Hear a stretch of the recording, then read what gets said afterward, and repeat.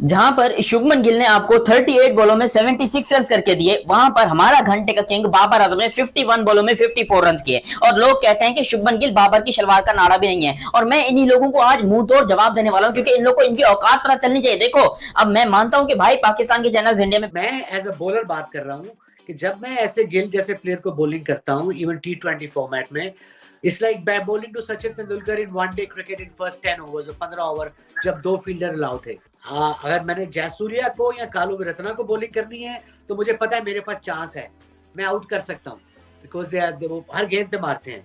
सचिन या गिल टाइप जो प्लेयर है, मुझे पता है इन्होंने प्रॉपर क्रिकेटिंग शॉट्स मारनी है। तो शुभमन गिल वर्सेस बाबर आजम, भाई लोग बाबर आजम का कंपैरिजन करते हैं विराट कोहली से, जो कि नहीं बनता, जो कि भाई ना इंसाफी है। बाबर का कंपैरिजन शुभमन गिल से थोड़ा बहुत बनता है, जैसी परफॉर्मेंस शुभमन गिल दे रहा है कि शुभमन गिल और बाबर आजम का कंपैरिजन बनता है। और इन दोनों में से बेहतरीन कौन है, पाकिस्तान पब्लिक मौजूद है, उनसे राय लेते हैं। सर बताएं, शुभमन गिल वर्सेस बाबर आजम बेहतर कौन है? ये आपने इंट्रो में बड़ा ठीक बता दिया कि विराट को और बाबर का तो कंपैरिजन बनता ही नहीं है, ठीक है। अब बाबर को, खैर बाबर ने खुद भी कह दिया कि मुझे किंग ना करें, ना कहा करें, लेकिन परफॉर्मेंस के तौर पे अब कहाँ शुभमन गिल आसमान को छू रहा है, बहुत ऊपर निकल गया, आसमान को छू रहा है। कहाँ पे जो है ING वाला किंग जो है, जो कभी 8 पे, कभी 10 पे, कभी 11 पे, कभी 12 पे। तो देखें, क्रिकेट का उतार चढ़ाओ या क्रिकेट की इस वक्त जितनी फास्ट हो चुकी है, या क्रिकेट में जितना कॉम्पिटिशन आ चुका है, उस कॉम्पिटिशन में तो इंडिया के साथ मैं कहता हूँ कि पाकिस्तान का तो ओवरऑल पूरी टीम का कंपैरिजन नहीं है। आप शुभमन गिल को देखें, आप Shubman Gill already in form performance में है, और बाबर साहब जो हैं वो इसी तरह बस आउट होने तो बाद बल्ला सुट देना, थले उसी से बल्ला फेंक देना है, बस यही है। बाबर की टीम हमेशा ऐसा ही, तुम्हारी बात सही है, एंड पे ओवर आ ही जाता है। बाबर हमेशा एंड पे डीप लेके जाके एंड पे एक ओवर देता है, इंटरेस्टिंग मैच तो देता है ना आपको। अब यहाँ पे आप जल्मी को सपोर्ट करने बैठे हैं, यहाँ पे अगर हार गया जल्मी तो क्या करेंगे? इसको हार्ट बीट इतनी तेज है, मैं आपको बयान नहीं कर सकता। 4 पे 4 स्टैंड विकेट चाहिए, विकेट से जीतोगे। वाकई एक विकेट आ गई, डॉट बॉल करके नहीं जीत सकते, विकेट चाहिए। चुप। ओ उनकी सेलिब्रेशन देखो, वर्ल्ड कप जीत गए वो लोग, PSL जीत गए। ओ यार, पेशावर इतना क्लोज लाके आप कहां बॉलिंग कर रहे हैं? आपने फील्डिंग कहां ली हुई है? फील्डिंग देखो कहां है, बॉलिंग क्या यार? कब पेशावर इस तरह की हरकतें करना काम करेगा भाई? अकड़ जो है परफॉर्मेंस नहीं है। सर बाबर अच्छा है कि शुभमन गिल अच्छा है? आप कंपैरिजन करें इनका, जो ये रमजान में गली मोहल्ले में क्रिकेट खेलते हैं ना लड़के, अच्छा, बल्कि उनके साथ भी ना करें, वो भी गैरत खा लेते हैं, वो भी एक दूसरे से गैरत खा के ना अपनी मेल ईगो हट नहीं होने देते। अच्छा खेल लेते हैं। हाँ, शुभमन गिल शुभमन गिल। बाबर आजम हमारा प्लेयर है पाकिस्तान का, उससे कम हल्का है, उसे हल्का ही है। उससे हल्का है। प्रिंस का अब खिताब दिया गया है शुभमन गिल। सब कह रहे हैं कि ये खिलाड़ी जो है, he will be a great player like Sachin Tendulkar और विराट कोहली और MS धोनी, ये बहुत बड़े खिलाड़ी बनेंगे। लेकिन T20 में कैसे उन्होंने अपने आप को उनका अपने आप को इवॉल्व किया है, हर गेम के साथ कैसे बेहतर हुए, आपकी क्या रीडिंग रही है वसीम भाई उनके गेम के बारे? उसकी जो बेसिक्स हैं वो ठीक है, not realising his potential, not realising he can be the future captain, and not realizing that this guy is going to win them tournaments, not just games. और I think ये वो वाहिद प्लेयर है जो मैंने आजकल प्रेजेंट क्रिकेट में देख रहा हूँ, जो तीनों फॉर्मेट में स्कोर करेगा और कंसिस्टेंटली करेगा। So yeah, that's very important. मेरे ख्याल में he's a future superstar, in fact, of the world cricket. Shubman Gill की इनिंग्स के बारे से जानना चाहेंगे। आपने शुरू में कहा कि एक ऐसा लेजेंड है जो अभी एक उस तरफ जाएगा रोल मॉडल बनने के लिए जो दुनिया देखेगी, और इसने प्रूव किया हर इनिंग्स में वो बेहतरीन से बेहतरीन होता चला जा रहा है। और ये भारत की में बैन हो गए, या फिर इंडिया के चैनल्स भी अब पाकिस्तान में लोग कह रहे हैं कि हम बैन करवा देंगे, तो भाई वो तो वैसे ही नहीं दिखाना चाहते, वो तो वैसे ही कहते हैं कि भाई भाड़ में जाए, पाकिस्तान की व्यूअरशिप हमें चाहिए नहीं, वो तो वैसे ही हमको बैन करवा रहे हैं। खैर जो भी हो, वो सब एक अलग टॉपिक है। लेकिन यहाँ पर जो रात को मैच हुआ है, इसके बाद जितने यूट्यूबर्स ये कहते थे कि भाई शुभमन गिल बाबर की शलवार का नाड़ा भी नहीं है, तो आज मैं ये बात एक्सेप्ट करता हूं और कहता हूं कि बाबर आजम शुभमन गिल के जूते का मूजा भी नहीं है क्रिकेट में।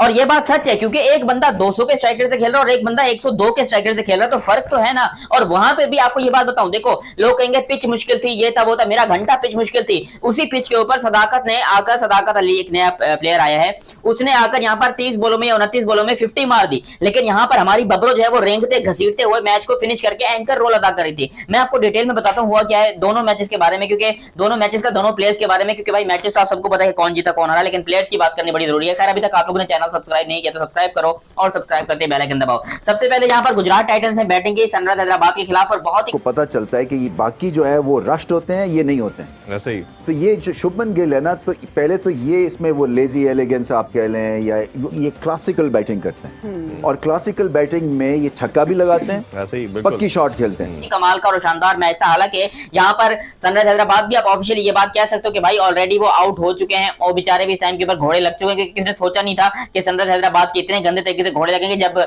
ये सीरीज शुरू हुई थी, आईपीएल शुरू हुआ था, तो कह रहे थे कि सनराइजर्स हैदराबाद को ऑलरेडी क्वालिफायर में डाल दो, क्योंकि पहला मैच भी उन्होंने ऐसे ही खेला था, 286 रन बनाए थे पहले मैच के अंदर। तो ये शानदार खेला था, लेकिन अब आहिस्ता आहिस्ता इनके जो है इनकी हालत टाइट हो गई है और इनको गुजरात टाइटंस ने भी हरा दिया है। गुजरात टाइटंस ने 224 रन बनाए पहले बैटिंग करते हुए, जिसके अंदर सही सुदर्शन एक बार फिर से 48 रन, 208 का स्ट्राइक रेट। ये है इंडिया का टैलेंट। शुभमन गिल 76 रन 38 बॉलों में 200 का स्ट्राइक रेट, 2 छक्के और 10 चौके।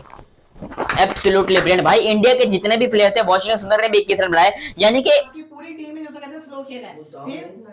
फिर आपका जो दूसरी कराची की टीम है वो भी स्लो खेली है, बट क्योंकि स्कोर कम था जिसकी वजह से कहते हैं ना उन्होंने इसको चेस कर लिया। कल वाले मैच के अंदर भी आपने देखा था कितना लो स्कोर हुआ था, कितने स्लो सबने खेला था। ये पिच बड़ा खतरनाक है, लेकिन ये तो मैच पेशावर जीत गया हुआ था। पेशावर को इस मैच को जीतना चाहिए था। बहुत बड़ा ब्लंडर मारा है, मैं कहता हूँ इतना बड़ा ब्लंडर मारा है कि बहुत बड़ा ब्लंडर था। ये लीग क्रिकेट है, यहाँ पे कैप्टन के पास फुल अथॉरिटी होती है कि आपने क्या टीम बनानी है। मैं समझता हूँ फिर वही बाबर आजम ने यहाँ ब्लंडर किया, जो वो पाकिस्तान टीम में ऐसा कैप्टन करता होता था, यानी कि मैच तकरीबन जीत लिया, एंड पे आके ब्लंडर मार दिया। आपके पास जब जैसे वो नवाज को एक आखिरी ओवर करवाना, फिर उस तरह से तलत को आखिरी ओवर ये करवाना, 5 विकेट सामने ले ली, 8 विकेट सामने ले ली, फिर भी एंड पे मैच हार जाना। तो ये बाबर की कैप्टनसी में कुछ फ्लॉज हैं, कुछ मसले हैं जो चलते हुए आ रहे हैं। ये बाबर को टैकल करने पड़ेंगे, वरना भाई बहुत मसला है भाई आगे, क्योंकि पेशावर के लिए ये बहुत इंपॉर्टेंट टूर्नामेंट है। पेशावर मेरा ख्याल एक ही पीएसएल अब तक जीता है। पेशावर 3 मैचेस हार गया, 1 जीता है अभी तक। आपको इंडियन प्रीमियर लीग के अंदर आपको इंडिया का टैलेंट नजर आ रहा है, इंडिया का टैलेंट दिखाई दे रहा है। लोग इंडिया के टैलेंट को देखकर प्रेज कर रहे हैं और तालियां बजा रहे हैं कि हमारा टैलेंट, हमारी लीग है, हमारा टैलेंट परफॉर्म कर रहा है। हमारे यहाँ कभी आपको जो है वो कॉलेज मनरो परफॉर्म कर रहा है, कभी मोहम्मद नबी परफॉर्म कर रहा है, कभी आपका अजीबोगरीब, यानी यहाँ पर सारे ओवरसीज प्लेयर जितने भी हैं वो परफॉर्मेंस करके दे रहे हैं। फिन एलन परफॉर्मेंस करके दे रहा है। पाकिस्तान के प्लेयर्स का एल लगा पड़ा है भाई पीएसएल के अंदर। पाकिस्तान के प्लेयर से अपनी पिच के ऊपर नहीं बैटिंग हो रही, ये कैसे जाकर बोलते हैं कि भाई हम बाहर जाकर इंग्लैंड को हराएंगे, हम न्यूजीलैंड को हराएंगे, हम ऑस्ट्रेलिया को हराएंगे। नहीं हरा सकते भाई, हम बाहर जाकर किसी को नहीं हरा सकते। और यहाँ पर जो मैच हुए 224 रन इन्होंने बनाया, उसके बाद यहाँ पर सनराइजर्स हैदराबाद ने भी इतना बुरा नहीं खेला, उन्होंने भी यहाँ पर मैच को लेके और 186 के ऊपर जो है मैच को लेके। हालांकि ये टारगेट अगर 180 के आसपास होता तो चेज हो जाता। इसके अंदर भी 74 रन बनाए इंडिया के अभिषेक शर्मा ने। अभी हम शुभमन गिल की बात कर रहे थे, लेकिन अभिषेक शर्मा की इनिंग अंडर एस्टिमेट करने वाले 180 के स्ट्राइक के साथ उन्होंने यहाँ पर 74 बनाए। ये है भाई लोकल टैलेंट। इस मैच के अंदर आपको दोनों टीमों की तरफ से लोकल टैलेंट परफॉर्म करते हुए दिखाई दिया। लेकिन अभी तक हम आगे जाने के बजाय हम पीछे आ रहे हैं। दुनिया आगे जा रही है, पीछे आगे जा रहे हैं। बाबर आजम हमारा, हमने उससे क्या बनाया हुआ है? King king king king king. लेकिन उसके पास कोई वो नहीं है, बैटिंग पर आकर वो टुक टुक करके 20 बॉल में 10 रन बना करके चले जाते हैं। रियल किंग विराट कोहली या बाबर आजम? एक टीम विराट कोहली। कोई कॉम्बिनेशन, कोई कंपैरिजन कोई बनता ही नहीं। पाकिस्तानियों को चाहिए कुछ दिस खा ना, इधर से पकड़ के कॉलर से पकड़ के बाहर निकाल दे। ओ नहीं, इसकी जगह नहीं बनती। ये टीम है यार, ये गरीब है, इसको पता नहीं क्रिकेट का जो है ना सीन नहीं पता है इसको। वैसे डाला हुआ है टीम के अंदर, डाला हुआ वैसे डाला हुआ है। अगर हम इन प्लेयर्स को रेलू कटे गए तो ये बात गलत नहीं होगी। जैसे हमने प्लेयर जैसे सड़क से उठा के झाड़ू के साथ जो प्लेयर्स टाइम के ऊपर 1 और 2 के ऊपर बैठी हुई हैं और ये दोनों बहुत स्ट्रांग हैं। अब देखना ये कि दिल्ली, पंजाब और आरसीबी, इनके अंदर मुकाबला है कि अब इनमें से कौन ऊपर आएगा, क्योंकि बाकी तो कोई टीम आपको नजर ही नहीं आ रही। बाकी की सारी ये सारी टीमें जो है बाहर है। राजस्थान हो गई, हैदराबाद हो गई, अपने चेन्नई हो गई, ये टीमें तो लखनऊ भी हो गई, वो टीमें सारी बाहर बैठी हुई हैं। दिल्ली का, पंजाब का और आरसीबी का मुकाबला है कि अब इनमें से जो है एक टीम बाहर जाएगी और 2 टीमें अंदर आएगी। क्योंकि ये जिस तरीके से गुजरात और मुंबई खेल रहे हैं भाई, इन्होंने तो अंधी मचाई हुई है। इन लोगों ने लिटरली कमाल किया हुआ है। उसके बाद आएंगे पाकिस्तान वाले मैच के ऊपर, जी पेशावर के मैच के ऊपर। और ये मैच क्या था, मैं खुद हैरान हूँ कि ये match hello guys, welcome to our today's reaction video. कैसे आप सब लोग? आई होप आप सभी लोग ठीक होंगे।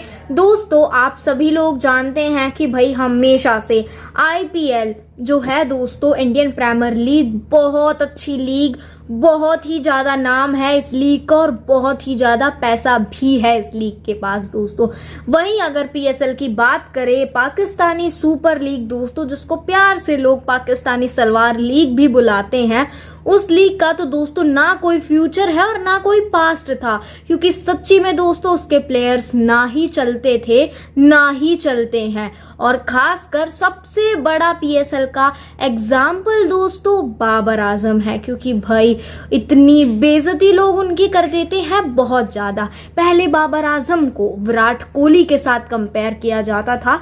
विराट कोहली इंडिया के क्रिकेट के किंग माने जाते हैं, वहीं दोस्तों बाबर आजम पाकिस्तान के किंग माने जाते हैं, और दोनों में बहुत ही ज़्यादा फ़र्क है, हम सब जानते हैं भाई कहाँ विराट कोहली और कहाँ बाबर आजम।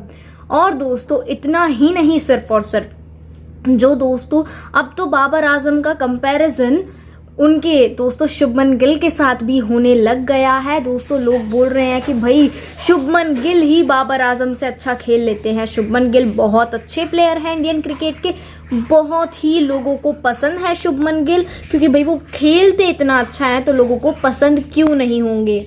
और दोस्तों वहीं बाबर आजम जो कि भाई 51 बॉल्स पर 54 बनाकर आउट हो जाते हैं, वहीं शुभमन गिल अपनी टीम को बचाने के लिए दोस्तों 76 बनाते हैं, वो भी 38 समथिंग बॉल्स पर। दोस्तों मतलब अपनी टीम के लिए वो कितनी मेहनत कर रहे हैं, और वहीं बाबर आजम जो कि भाई कुछ करते ही नहीं हैं।